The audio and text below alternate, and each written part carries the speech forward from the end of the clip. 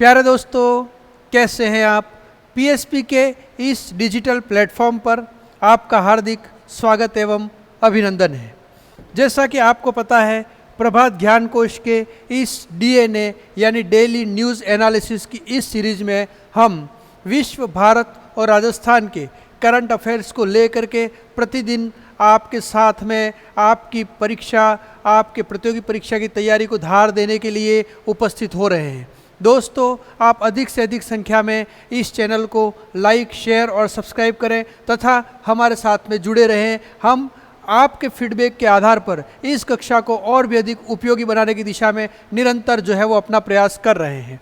आज की जो महत्वपूर्ण सबसे पहली खबर है वो संबंधित है भारत और अमेरिका से रिलेटेड है। और जब हम लोग इसके बारे में यहाँ पर बातचीत करते हैं तो भारत और अमेरिका ने ऐतिहासिक सांस्कृतिक संपदा समझौते पर हस्ताक्षर किए हैं। भारत और संयुक्त राज्य अमेरिका ने अमेरिका से चुराई गई भारतीय कलाकृतियों को वापस लाने के लिए सांस्कृतिक संपदा समझौते पर हस्ताक्षर किए हैं। और इस समझौते के तहत दोनों देश जो हैं वो अवैध व्यापार, आयात निर्यात और पुरातात्विक और नृवंश विज्ञान संबंधी सामग्रियों की तस्करी को रोकने और प्रतिबंधित करने के लिए मिल करके काम करेंगे।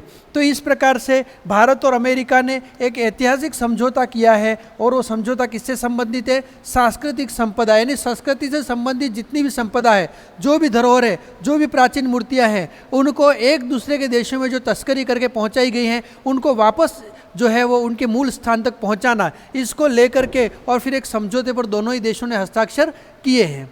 अगली जो आज की महत्वपूर्ण खबर है दोस्तों, वो संबंधित है भारत ने एशियाई आपदा तैयारी केंद्र की अध्यक्षता संभाली है। अब इसमें जब अपन लोग देखते हैं तो एशियाई आपदा तैयारी केंद्र ADPC, इसकी अध्यक्षता अभी किसको मिली है? इसकी अध्यक्षता मिली है भारत को। तो ADPC एशिया और प्रशांत क्षेत्र में, यानी एशिया महाद्वीप और उसके बाद में प्रशांत महासागरीय क्षेत्र में आपदा जोखिम के न्यूनीकरण को लेकर के सहयोग और कार्यान्वयन को लेकर के फिर कार्य करते हैं। और इसमें अपन लोग जब देखते हैं तो भारत जो है वो इसने इसकी अध्यक्षता संभाली है। तो यहाँ पे इस प्रकार का भी प्रश्न बन सकता है कि वर्तमान में जो है वो एशियाई आपदा तैयारी केंद्र का अध्यक्ष कौन सा देश है? तो कौन सा देश है? इसमें भारत है दोस्तों। ठीक है, भारत और उसके जो पड़ोसी देश हैं, जिसमें 8 पड़ोसी देश हैं, इसमें एक बांग्लादेश आता है, कंबोडिया, चीन, नेपाल, पाकिस्तान, फिलीपींस, श्रीलंका और थाईलैंड, ये भी जो है वो इस एशियाई आपदा तैयारी केंद्र के एक प्रकार से संस्थापक सदस्य हैं, जिनमें से भारत एक है। और भारत अब इसकी अध्यक्षता संभालने जा रहा है। अगली जो महत्वपूर्ण खबर आज की है वो भारतीय वायुसेना से संबंधित है। और S-400 वायु रक्षा प्रणाली का उपयोग करते हुए एक अभ्यास किया है भारतीय वायुसेना ने।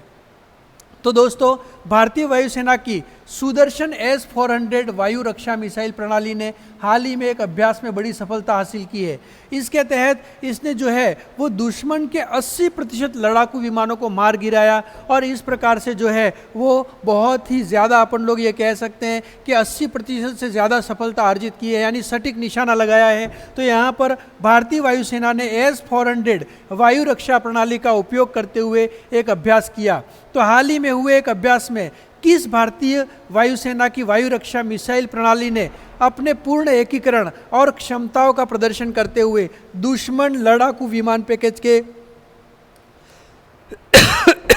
80% को सफलतापूर्वक रोक दिया और शेष विमानों को पीछे हटने के लिए मजबूर कर दिया?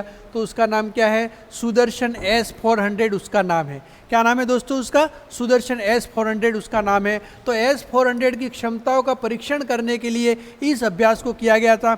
और ये अभ्यास जो है भगवान कृष्ण के शक्तिशाली सुदर्शन चक्र के नाम पर इसको सुदर्शन नाम दिया। तो इस प्रकार से भारतीय वायुसेना की सुदर्शन S-400 वायु रक्षा मिसाइल प्रणाली ने एक अभ्यास में बड़ी सफलता अर्जित करते हुए 80% निशाने सटीक लगाए तथा दुश्मन को पीछे हटने के लिए मजबूर कर दिया। ये एक बहुत ही बड़ी कामयाबी है भारतीय वायुसेना के लिए।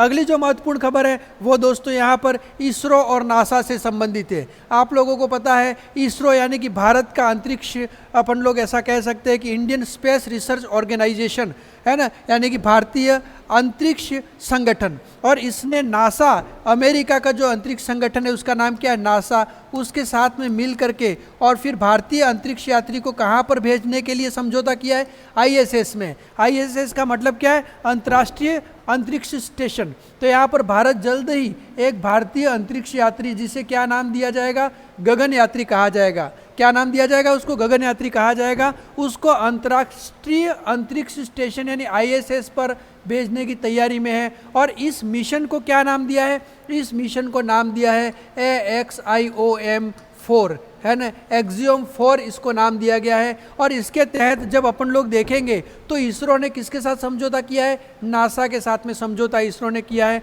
और इसके तहत जो है वो भारत जल्द ही अपने एक अंतरिक्ष यात्री को, जिसको क्या नाम दिया है, गगन यात्री, उसको जो है वो अंतरिक्ष स्टेशन में भेजने की तैयारी कर रहा है। और इसके लिए भारत ने जो है वो नासा के साथ में समझौता किया है। अब यहाँ मैं आप लोगों को बताना चाहूँगा, इसरो का एक मिशन है जिसका नाम क्या है, गगनयान। और गगनयान मिशन के ही आधार पर यहाँ पर जो यात्री अंतरिक्ष में जा रहा है उसका नाम क्या रखा गया है, गगन यात्री रखा गया है। तो गगनयान जो परियोजना है वो इसरो के लिए एक महत्वपूर्ण मिशन है। और इसका उद्देश्य क्या है, तो 3 दिवसीय मिशन के लिए 3 लोगों के दल को कक्षा में भेजकर मानव अंतरिक्ष उड़ान क्षमताओं का प्रदर्शन करना है। और इसके लिए 2025 में इसको लॉन्च किए जाने की योजना है। अब फिर हम लोग यहाँ पर अगली महत्वपूर्ण खबर पर हम लोग रुक करते हैं। आरबीआई ने भुगतान प्रणाली संचालकों पर जुर्माना लगाया है। रिजर्व बैंक ऑफ इंडिया, इसने नियामक के दिशा निर्देशों का पालन नहीं करने के लिए मनप्पुरम फाइनेंस, ओला फाइनेंशियल सर्विसेज और वीज़ा वर्ल्ड वाइड जैसे भुगतान प्रणाली संचालकों पर मौद्रिक जुर्माना लगाया है। तो ऐसे भुगतान प्रणाली के संचालक जो समय पर भुगतान नहीं करते हैं, इनको जो है वो विशेष दिशा निर्देशों के तहत जो है भारतीय रिजर्व बैंक ने इनके ऊपर मौद्रिक जुर्माना लगाया। जिसमें एक तो कौन सा है, मनप्पुरम फाइनेंस है, उसके बाद कौन सा है, ओला फाइनेंस है, उसके बाद कौन सा है, वीज़ा वर्ल्ड वाइड है। तो इनको जो है वो निर्धारित दिशा निर्देशों का पालन नहीं करने के कारण इनके ऊपर मौद्रिक जुर्माना किसने लगाया है, आरबीआई ने लगाया है। अगली जो आज की महत्वपूर्ण खबर है वो फिर यहाँ पर संबंधित है, सिडबी से संबंधित है दोस्तों। ठीक है, तो ये क्या है, विकास बैंक ऑफ इंडिया है। छोटे उद्योगों का विकास करने के लिए जो है वो सिडबी है। उसके अध्यक्ष और प्रबंध निदेशक जो है उसका पदभार किसको सौंपा गया है, मनोज मित्तल को सौंपा गया है। तो इस प्रकार से केंद्र सरकार ने मनोज मित्तल को सिडबी का सीएमडी नियुक्त किया है। किसका सीएमडी नियुक्त किया है, सिडबी का सीएमडी नियुक्त किया है। तो इस प्रकार से ये जो सिडबी है वो क्या है, तो एक तो स्मॉल, उसके बाद में माइक्रो और मीडियम एंटरप्राइजेस क्षेत्रों को बढ़ावा देने के लिए, छोटे उद्योगों के विकास करने के लिए विकास बैंक ऑफ इंडिया है सिडबी। और उसके अध्यक्ष और प्रबंध निदेशक का कार्यभार कौन संभालेंगे, मनोज मित्तल संभालेंगे। अगली जो आज की महत्वपूर्ण खबर है वो यहाँ पर संबंधित है, फिर विश्व व्यापार संगठन से संबंधित है। तो 2023 में भारत ने विश्व व्यापार संगठन यानी WTO के सदस्य देशों के बीच एंटी डोपिंग ड्यूटी शुरू करने और लागू करने में अमेरिका के बाद दूसरा स्थान प्राप्त किया है। तो इस प्रकार से भारत की एंटी डंपिंग और टैरिफ उपाय 2023 में यहाँ महत्वपूर्ण भूमिका के तहत अपन लोग देखते हैं। तो अमेरिका के बाद में भारत का कौन सा स्थान रहा है, दूसरा प्रमुख स्थान रहा है। और भारत ने विश्व व्यापार संगठन के सदस्य देशों के बीच में एंटी डंपिंग ड्यूटी शुरू करने और उसको लागू करने के अंदर अपना जो है वो महत्वपूर्ण भूमिका निभाई है। उसके बाद में आज की जो महत्वपूर्ण अगली जो खबर है वो विश्व धरोहर स्थल से संबंधित है। और विश्व धरोहर स्थल की जब अपन लोग बात करते हैं तो जापान की सादो स्वर्ण खदान और गाजा का मठ, इसको यूनेस्को ने विश्व धरोहर स्थल के रूप में सूचीबद्ध किया है। तो यहाँ अपन लोग देखें तो एक तो कौन सी है, जापान की एक स्वर्ण खदान है जिसका नाम क्या है, सादो। ठीक है, जो कोरिया के युद्धकालीन मजबूर श्रम से जुड़ी ऐतिहासिक पहचान के लिए जानी जाती है, उसको यूनेस्को विश्व धरोहर स्थल के रूप में मान्यता प्राप्त हुई है। उसके बाद में अपन लोग जब देखते हैं तो अगली जो आज की खबर है वो गाजा का मठ है और उसको भी जो है वो यूनेस्को की विश्व धरोहर स्थल के रूप में सूचीबद्ध किया गया है। तो इस प्रकार से गाजा का मठ और उसके बाद में जो है वो जापान की सादो स्वर्ण खदान, इन दोनों की ही विश्व धरोहर स्थल के रूप में यूनेस्को ने सूचीबद्ध किया है। उसके बाद में अगली जो महत्वपूर्ण खबर है वो फिर यहाँ पर संबंधित है, युगांडा से संबंधित है। ये एक अफ्रीकी देश है और नॉर्वे ने जो है वो युगांडा में अपना दूतावास बंद कर दिया है। तो नॉर्वे ने अपना दूतावास बंद कर दिया है, उसके पीछे का कारण क्या है? तो उसके पीछे का कारण ये बताया जाता है कि नॉर्वे ने युगांडा में अपने दूतावास को आधिकारिक रूप से बंद कर दिया है, जिससे पूर्वी अफ्रीकी देश में कितने वर्षों के राजनीतिक उपस्थिति समाप्त हो गई है? 19 वर्षों की राजनीतिक उपस्थिति जो है वो समाप्त हो गई है दोस्तों, है ना। तो इस प्रकार से नॉर्वे ने युगांडा में अपना दूतावास बंद कर दिया है। रविंद्र कुमार कुंदू को चोलामंडलम इन्वेस्टमेंट एंड फाइनेंस के एमडी के रूप में नियुक्त किया गया है। तो Cholamandalam investment and finance company limited Bharat की एक महत्वपूर्ण गैर बैंकिंग वित्तीय कंपनी है और इस वित्तीय कंपनी के बोर्ड ने रविंद्र कुमार कुंदू को 7 अक्टूबर से 5 साल के लिए प्रबंध निदेशक अर्थात एमडी के पद पर नियुक्त किया गया है। तो इस प्रकार से गैर बैंकिंग वित्तीय company Cholamandalam investment and finance के एमडी के रूप में किसकी नियुक्ति हुई है? रविंद्र कुमार कुंदू की नियुक्ति की गई है। उसके बाद में दोस्तों अपन लोग बात करते हैं मैप ऑफ द डे की, और आज यहाँ मैप ऑफ द डे में हम लोग बात किसकी करेंगे? अचानकमार अमरकंटक बायोस्फीयर रिजर्व की। और यहाँ आप लोग जो है वो भारत का मैप यहाँ पर देख पा रहे हो, और भारत के मैप को जब अपन लोग देखते हैं तो यहाँ पर अगर अपन लोग देखें तो मध्य प्रदेश और छत्तीसगढ़ जो राज्य हैं उनके बीच का ये पोर्शन है। तो ये मध्य प्रदेश और ये छत्तीसगढ़ है, तो इसके बीच का जो ये क्षेत्र है, इस क्षेत्र के अंदर ये अचानकमार अमरकंटक बायोस्फीयर रिजर्व है। और इसी बायोस्फीयर रिजर्व की अपन लोग यहाँ पर बात करते हैं। और ये जो बायोस्फीयर रिजर्व है वो विंध्यन और सतपुड़ा पर्वतीय श्रृंखलाओं के क्षेत्र में फैला हुआ है। कहाँ पर फैला हुआ है? विंध्यन और सतपुड़ा पर्वतीय श्रृंखलाओं के क्षेत्र में फैला हुआ है। तो वर्ष 2005 में अचानकमार अमरकंटक बायोस्फीयर रिजर्व को भारत सरकार द्वारा भारत का 14वां राष्ट्रीय बायोस्फीयर रिजर्व के रूप में नामित किया गया था। यह रिजर्व मध्य प्रदेश और छत्तीसगढ़ राज्यों में स्थित है तथा मैकाल पर्वत श्रृंखलाओं में विंध्यन और सतपुड़ा पर्वत श्रृंखलाओं के संगम तक फैला हुआ एक त्रिकोणीय आकार बनाता है। उसके बाद में फिर अपन लोग यहाँ पर बात करेंगे राजस्थान जीके के कुछ महत्वपूर्ण प्रश्नों की। राजस्थान साहित्य का प्रथम सम्मेलन कब हुआ? 1948 में राजस्थान साहित्य का पहला सम्मेलन हुआ। लोक देवता डूंगडी जवाहर जी के गीत जिन्हें भोपो द्वारा गाया जाता है उसको क्या कहते हैं? छावली कहते हैं। तो डूंगडी, डूंगजी और जवाहर जी ये क्या है? ये एक लोक देवता है। इनके गीत गाए जाते हैं। किसके द्वारा गाए जाते हैं? भोपो के द्वारा, और उसको क्या कहते हैं? छावली कहते हैं। बूंदी के राजकीय कवि जिसका नाम क्या है? सूर्यमल्ल मिश्रण, उनकी कृति वंश भास्कर को किसने पूर्ण किया था? तो वंश भास्कर को किसने पूर्ण किया था? उनके पुत्र मुरारी दान ने पूरा किया था। भीनमाल में जन्मे महाकवि माघ की प्रमुख रचना कौन सी है? तो भीनमाल जालोर में है, और महाकवि माघ जो हैं उनकी प्रमुख रचना कौन सी है? शिशुपाल वध। शिशुपाल वध को किसने लिखा था? यहाँ पर जो है वो महाकवि माघ ने लिखा था। राजस्थान के अबुल फजल के नाम से विख्यात मूर्णोत नैणसी की जन्मस्थली कौन सी है? जोधपुर में इनका जन्म हुआ था। विख्यात भौतिकविद दौलत सिंह कोठारी जो कि रक्षा अनुसंधान एवं विकास संगठन एवं कोठारी मिशन के अध्यक्ष रहे हैं, वो कहाँ से संबंधित थे? वो उदयपुर से संबंधित थे। रथ सातम यानी रथ सप्तमी का त्यौहार कब मनाया जाता है? तो माघ महीने के शुक्ल पक्ष की सप्तमी को रथ सप्तमी मनाया जाता है। जोधपुर रियासत के महाराजा है जिनका नाम क्या है? उम्मेद सिंह। उन्होंने अकाल की विभीषिका से नागरिकों को राहत देने के उद्देश्य से एक संग्रहालय का निर्माण प्रारंभ करवाया, और उस संग्रहालय को अपन लोग क्या कहते हैं? उम्मेद भवन पैलेस संग्रहालय कहते हैं। और ये उम्मेद भवन संग्रहालय जो है वो कहाँ पर है? जोधपुर में है। निम्बूडो, जमाई और जीरो ये क्या है? तो राजस्थानी लोकगीत है। और संत रैदास की छतरी कहाँ पर निर्मित है? तो चित्तौड़गढ़ के अंदर जो है वो संत रैदास की छतरी निर्मित है। आज हम लोग पर्सन ऑफ द डे की बात करते हैं, तो इसमें हम लोग बात करेंगे भारतीय वनस्पति शास्त्री और शिक्षाविद और प्रसिद्ध भूविज्ञानी बीरबल साहनी की बात हम लोग करेंगे दोस्तों।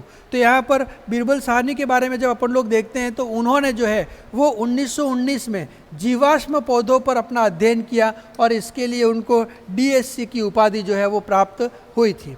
उसके बाद में अपन लोग देखें यहाँ पर तो उनके सम्मान में देश के सर्वश्रेष्ठ वनस्पति शास्त्री को नियमित रूप से बीरबल गोल्ड अवार्ड भी दिया जाता है। तो बीरबल साहनी के ही नाम पर जो भी व्यक्ति वनस्पति शास्त्र के क्षेत्र में महत्वपूर्ण भूमिका निभाता है उसको जो है वो क्या इनाम दिया जाता है? तो उसको इनाम दिया जाता है बीरबल गोल्ड अवार्ड से सम्मानित किया जाता है। फिर हम लोग यहाँ पर आज के करंट अफेयर्स में राजस्थान से संबंधित महत्वपूर्ण विषयों पर चर्चा करेंगे। राजस्थान विधानसभा में युवा संसद का आयोजन कब किया गया? तो कब किया गया था? अभी जो 27 जुलाई 2024 को युवा संसद का आयोजन किया गया था। नशे की प्रवृत्ति बढ़ती जा रही है, उसको रोकने के लिए राजस्थान का जो उत्तरी जिला है और जहां नशे का सर्वाधिक जो है वो प्रभाव है, क्योंकि हरियाणा और पंजाब की निकटता है, तो वहां के जिला प्रशासन के द्वारा ऑपरेशन सीमा चलाया जा रहा है। और वो जिला कौन सा है? गंगानगर है। राजस्थान के कौन से क्षेत्र में कुल्हाड़ी बंद पंचायत अभियान का संचालन किया जा रहा है? तो रणथंभौर में। कहाँ पर? रणथंभौर में कुल्हाड़ी बंद पंचायत अभियान संचालित किया जा रहा है। राजस्थान के नए राज्यपाल नियुक्त कौन किए गए? हरिभाऊ किशन राव बावड़े।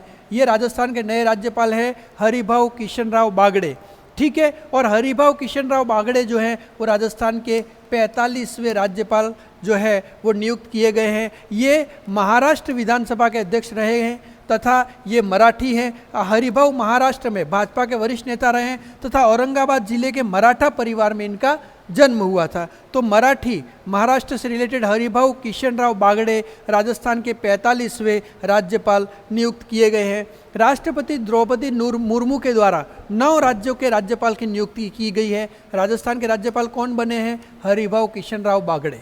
उसके बाद पंजाब के राज्यपाल किसको बनाया गया है? राजस्थान के बीजेपी के नेता गुलाब चंद कटारिया, जो भी आसाम के राज्यपाल थे, उनको पंजाब का राज्यपाल बनाया गया है। तेलंगाना का राज्यपाल किसको बनाया गया है? जिष्णुदेव वर्मा। सिक्किम का राज्यपाल किसको बनाया गया है? ओम प्रकाश माथुर, ठीक है, जो बीजेपी के अध्यक्ष थे, उनको सिक्किम का राज्यपाल बनाया गया है। झारखंड का राज्यपाल संतोष कुमार गंगवार को बनाया गया है। छत्तीसगढ़ का राज्यपाल रमन डेगा को बनाया गया है। मेघालय का राज्यपाल विजय शंकर को बनाया गया है। महाराष्ट्र का राज्यपाल राधा कृष्णन को बनाया गया है। और असम का राज्यपाल लक्ष्मण प्रसाद आचार्य, है ना, उनको आसाम का राज्यपाल बनाया गया। तो यहाँ पे जब अपन लोग देखें तो गुलाब चंद कटारिया जो आसाम के राज्यपाल थे, उनको पंजाब का राज्यपाल बनाया गया और अब वो चंडीगढ़ के प्रशासक भी नियुक्त किए गए हैं, है ना, क्योंकि जो पंजाब का राज्यपाल होता है वही चंडीगढ़ का प्रशासक भी रहता है। और यहाँ पर जो है वो आसाम के राज्यपाल लक्ष्मण प्रसाद आचार्य को मणिपुर राज्य का अतिरिक्त प्रभाव अभी वर्तमान में दिया गया है, ठीक है। अब फिर हम लोग यहाँ पर चर्चा करेंगे एक और महत्वपूर्ण खबर की तरफ, और वो महत्वपूर्ण खबर किससे संबंधित है?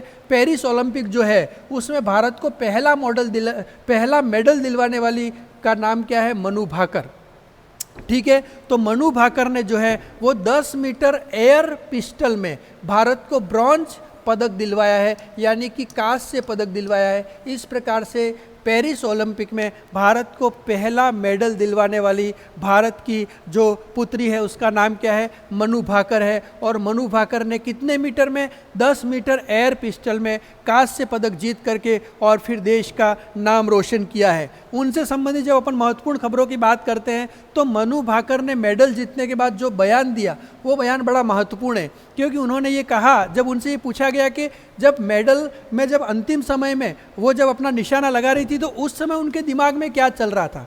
इस पर मनु भाकर ने ये जवाब दिया कि मैं क्योंकि नियमित रूप से भगवत गीता पढ़ती हूँ और उसी से प्रेरणा लेती हूँ और अपना कर्म जो है उसी को मैं महत्वपूर्ण मानती हूँ, तो इसलिए मेरे दिमाग में यही चल रहा था कि मुझे अपना कर्म करना है, मुझे अपना बेस्ट देना है, और मैं जब बेस्ट कर्म करूँगी तो उसका परिणाम भी बेस्ट ही आएगा, क्योंकि कर्मण्य वाधिकारस्ते माँ फलेषु कदाचन। तो भगवान कृष्ण ने ये कहा है कि तू अपना कर्म कर, मैं तुझे तेरे कर्म के अनुरूप फल निश्चित रूप से दूंगा। तो इसलिए फिर यहाँ पर श्री भगवद गीता के आधार पर मेरे दिमाग में वही चल रहा था, और उसके बाद में जो है वो इससे मोटिवेट हो करके और फिर मुझे कांस्य पदक जो है वो प्राप्त हुआ। तो इस प्रकार से यहाँ पे हमारे लिए भी प्रेरणा लेने की बात हो सकती है मनु भाकर के द्वारा कि हम लोगों को भी हमारा कर्म जो है वो पूरी शिद्दत के साथ में, मेहनत के साथ में करना चाहिए, और अगर हम लोग कर्म करेंगे ईमानदारी से तो उसका फल निश्चित रूप से ही मिलना है। उसके बाद में यहाँ हरिभाऊ किशन राव बागड़े राजस्थान के राज्यपाल बने और 9 राज्यों के राज्यपालों की नियुक्ति किसके द्वारा की गई है? द्रौपदी मुर्मू राष्ट्रपति के द्वारा की गई है। ये खबर हम आपको बता ही चुके हैं। इस प्रकार से ये थी आज की कुछ महत्वपूर्ण खबरें जिन पर हमने जो है वो आपका ध्यान आकर्षित किया। आप और भी इन क्लासेस में क्या परिवर्तन चाहते हैं उसको लेकर के और फिर अपना फीडबैक हमको निरंतर दें, ताकि हम इन कक्षाओं को और भी अधिक बेहतर बना सकें। आप सभी का बहुत बहुत धन्यवाद, आभार, शुक्रिया।